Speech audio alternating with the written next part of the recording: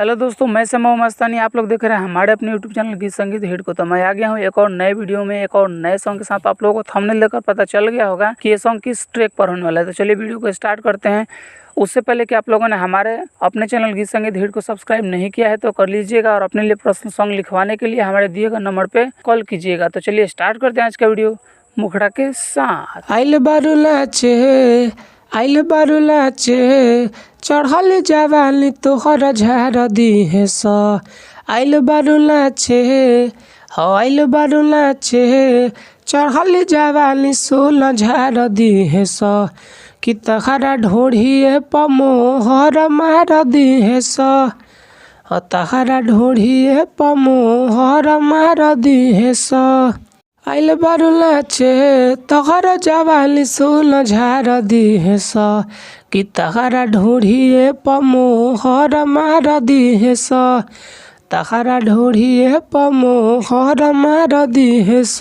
तो ये था मुखड़ा। उम्मीद करते हैं कि आप लोगों को अच्छा लगा होगा। अगर अच्छा लगे तो एक लाइक ज़रूर कीजिएगा। तो चलिए चलते हैं अपने फर्स्ट अंतरे की तरफ। आइल बारू साटा पहिलावेलु कमरिया, गोदिए में बैठी के लेलना नमरिया। आइल बारू साटा पहिलावेलु कमरिया, गोदिए में बैठी के लेलना नमरिया। ललकी लहंगवा तोहरो ये गोरिया लसार दिहे स। कि तहरा ढोढ़िए पमोहर मार दिहे स। तहरा ढोढ़िए पमोहर मार दिहे स। हमारा फर्स्ट अंतरा। उम्मीद करते हैं कि आप लोगों को बहुत ही अच्छा लग रहा होगा। अच्छा लगे तो एक लाइक ज़रूर कीजिएगा और चैनल को सब्सक्राइब कर दीजिएगा।